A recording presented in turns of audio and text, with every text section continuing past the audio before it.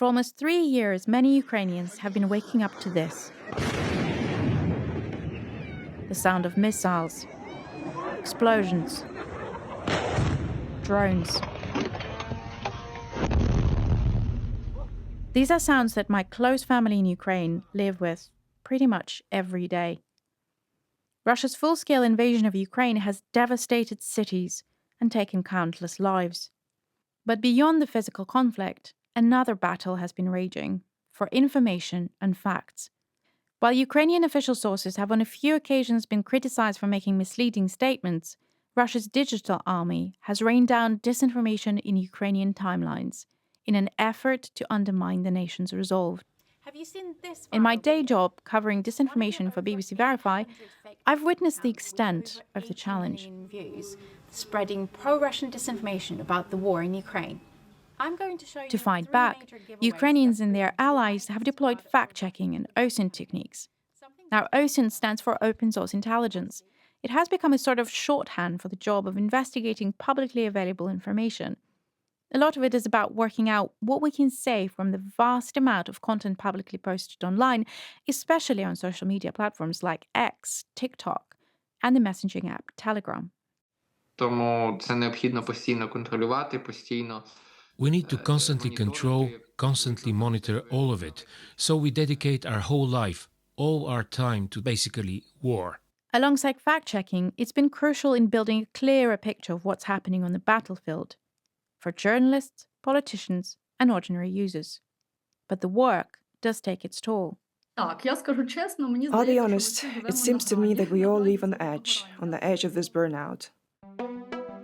I'm Olga Robinson, and in this episode of BBC Trending, we're looking at how open-source investigators and fact-checkers covering Ukraine are coping with the effects and cost of war nearly 3 years after Russia's full-scale invasion. It's easy to forget that Russia's war in Ukraine didn't start with the full-scale invasion in February 2022. It was the 2nd of March 2014 when Russian soldiers without identification marks entered Crimea. But everyone understood that they were Russian soldiers. And at the same time, a huge number of fakes about Ukraine appeared in the information space. And these fakes were very often spread by Russian media, which until then we considered our colleagues. And it was such a big shock for Ukrainians that they can spread such blatant nonsense, because these were blatant fakes. Yeah, my name is Olga. I am a co-founder of Stop Fake. It's an independent fact-checking organization in Ukraine. One story in particular helped the Stop Fake team realize their work mattered. Sometime in 2014, Russian troops captured the city of Slavyansk in the Donetsk region. And then, when the Ukrainian army liberated this city, the Russian TV channel filmed a news report based on the words of only one woman, in which it said that when the Ukrainian army entered Slavyansk, they gathered all the residents in the central square and they crucified a boy, our 3-year-old boy. It was a completely fabricated case. So far, no other fake has surpassed this story. 10 years later, StopFake's work to study Kremlin propaganda and counter it using a variety of tools has been more important than ever. Partly because Moscow has been bombarding Ukrainians with some of the same tropes that Olga and her colleagues saw emerging in 2014. We feel that we are making Ukrainians more media literate, more resistant to disinformation, which is important now. Olga doesn't shy away from talking about burnout caused by the intensity of work during wartime. I'll be honest, it seems to me that we all live on the edge of this burnout. It has already happened to someone. Well, but I constantly feel that I'm somewhere on the edge, but I don't cross this line. Olga says the key to avoiding burnout lies in organizing a routine and finding little distractions every day. I try every day, even if I sit at the computer all day. I still try to go out for a walk at least in the evening. This really helps to stop this endless stream of thoughts and somehow get out of this wheel of emotions. Also, some such things are pleasant, like for example a bath with fragrant foam. Well, when there is such an opportunity, that is. Some such delicious food, cooking. I like to cook shakshuka for breakfast. I disconnect from all this world around me with its problems, with disinformation, with politics, with everything else. And at this moment, I somehow recover. Professor Anthony Feinstein, a psychiatrist who was the first to research the effects of conflict reporting on journalists, says these kind of distractions are essential for recovery. Respite is necessary to build your resilience. And, respite can be, taking your relaxing bath with scented candles, going for walks. You really want to come back all the time to building your time with relationships, which are moments of respite, getting good sleep is, respite, but doing things other than fixating on the war. And if you can build in your moments of respite on a regular basis, on a daily basis if possible, you build your resilience. And this will leave you in a better position to cope with what you're doing. Olga says she's also had to develop a thick skin to protect herself from online hate and abuse female journalists and fact-checkers are so often targeted with. In Ukraine, by the way, a study was recently published about online abuse against women. That is not only against fact-checkers, but in general. Against women journalists, against women activists, for example. It is very widespread. In fact, statistically, there are more such comments against women. Online harassment and trolling is a relatively new challenge for those covering conflicts, and something that reporters previously haven't had to deal with, says Professor Feinstein. You're not just doing this physically difficult work and very dangerous work, but there's now the whole added complication of online social media and harassment and fake news and, that whole ghastly mess that's out there to try and discredit what you're doing. And so, you didn't have this in the Balkans. You didn't have it in Lebanon or in Vietnam the way you've got it now. And so you've got journalists doing this very difficult work, and you're also doing it against the backdrop of Russia, spending vast amounts of money to discredit you and the validity of things and truth online. It's not only journalists facing these challenges, though. Roman Poharili and Ruslan Mikula are probably Ukraine's most well-known OSINT duo. They're not journalists by trade, and neither has served in the army or has had military experience. Roman has previously worked as a lawyer, and Ruslan is a former marketing specialist. Together, they run the influential Deep State project that has over 800,000 followers on the Telegram Messenger alone.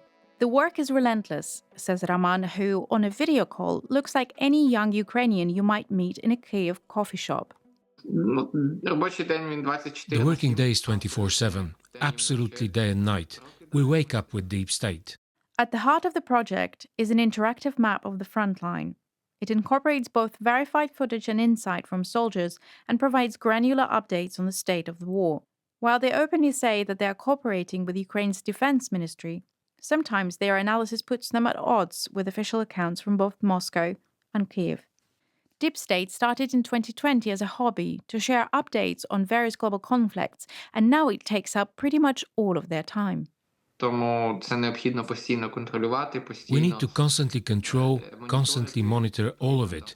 So we dedicate our whole life, all our time to the Deep State and basically war. I ask how they cope with such a relentless pace and if they ever feel signs of burnout. First of all, we cannot say so, because there are people there who feel all of this much harder and are experiencing the moments of their lives at the front line, somewhere in the trenches. We have no right to say so. Unlike Roman, Ruslan wears what looks like military fatigues. We have moments, in fact very difficult, when we deal with executions. Well, we have a lot of acquaintances who have been killed, members of the team and those to whom we went. Sometimes, of course, we don't feel great. Yet, working under such pressure and in the face of loss doesn't seem to affect Deep State's founders' resolve. I want the most severe responsibility possible for the enemy, for the criminal. It is difficult, but we have no other choice but to do something. They use the same approach to working with graphic and upsetting material, of which there's been plenty. We just work. It sounds a little scary and somehow strange now, but it's everyday life. You can't escape from it. But everyone distracts themselves as best they can. For us, a trip to the east is like a vacation. That is, when most of the time we are not directly busy with work, we are on the road. I'm quite shocked.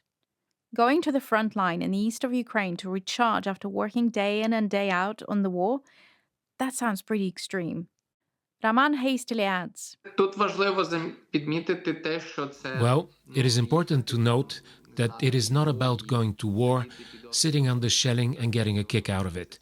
This is about going to people, communicating with them, recharging. That is, the people who are now in the worst conditions possible in this life, when they smile, rejoice, when they have a motivation to live. but even back home in Kiev, there's no way to escape the war, especially if you're Ukrainian, says Professor Feinstein. You know, when you're living in the midst of a war zone, you can't leave. There's no downtime, there's no respite. You know, Western journalists who fly into conflict zones like the Ukraine or the Middle East, they would go for 4-6 weeks and come home and have a period of, you know, relaxation and relative safety and then go back. But to the local journalists, you just don't have that. And so it's constant stress. And it's not just Ukrainians that have been following the developments closely. Hello, I'm Andrew Perpetua. I make a map of Ukraine called Ukraine Daily Update. We focus on geolocating as much footage as we can in Ukraine, whether it be from Russian sources, Ukrainian sources, government or military or civilian. Before the full-scale invasion, Andrew, who lives in New York, worked as a data analyst in baseball. But his interest in Ukraine goes back to 2014, when one of his friends was forced to flee eastern Ukraine after Russia's forces first invaded. Then in February 2022, he was in between jobs. At first, I just wanted to bring the information to baseball people in general. Basically, I was doing the reading for them because a lot of people are very interested in what was going on, but they had no time to keep up with it, and they don't know anything about Ukraine, and then just evolved from there. Since then, he's been doing it pretty much every day. Alone at first, and now with a team of volunteers from around the world. Here's what a typical day is like, according to Andrew. I wake up around 2 a.m., so this would be like 9 a.m. in Ukraine, I think. I read the overnight stuff. I read reports from the governors, reports from just national news sources from Ukraine. So we have hundreds and hundreds of channels that we go through, and we gather their content and we put them all into our database. And then I work until around 6 p.m. and then do it again the next day. I feel like it's like a Groundhog's Day thing. I do the same thing every day. I mean, from what you described there in terms of what your day looks like, it sounds pretty relentless to me. And you've been doing it day in and day out, as you said yourself, a bit of a Groundhog Day. So how do you keep going? I don't know. It's very tiring. I mean, there are days where you feel like it's impossible. Really, the thing that keeps you going is when you get tired and you miss a day, and then it takes like 10 times more work to catch up again than having just done it. And that's why Andrew tells me he feels like he can't really afford a proper day off. I mean, the closest that I've ever had to having off time was just doing less work than I should have. Yeah, since July of 2023, it's been like nonstop. And on an average day, how many videos do you deal with now that you have to verify and geolocate? And as a team, it's so crazy. So for the past few days, we did 263, 242. Every video is like at least 5 minutes of work minimum. So when you're doing like 260 of them a day times 5 minutes, it adds up. It really adds up. It's just so much work. So sometimes I don't even understand how we do this much work, honestly. How do you cope with that relentless amount? I mean, we all kind of have bonded over it. We have a lot of humor. We have a lot of dark humor. You can get a glimpse of this dark humor in Andrew's YouTube updates. Welcome to the theater, where the stage is mud and snow, where armies march in circles. The music itself is AI generated, yes, but the author is Gick. He writes the songs, the vast majority of them. But other people, I wrote 2. You but wrote this some is song as well. Yeah, so this is another one of our coping mechanisms. is music. We have a giant folder of songs of every single topic. war related anyway. We have economic songs. We have songs about various vehicles. We have songs about each member of our team has No different way. songs. Yeah. So That's amazing.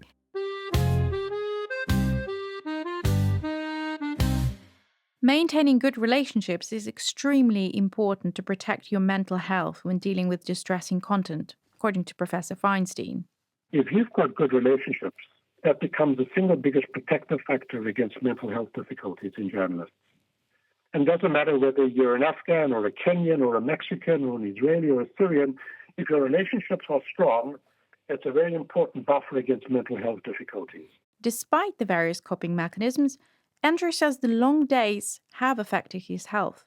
mental health, you'd be surprised. Like, I feel like my mental health's fine, but physical health, like, for sure. Like, you're not supposed to sit in a chair working for 18 hours a day. But it's not this stress or volume of work that he finds the hardest. I've had friends who have died in combat, and I think that's probably the worst.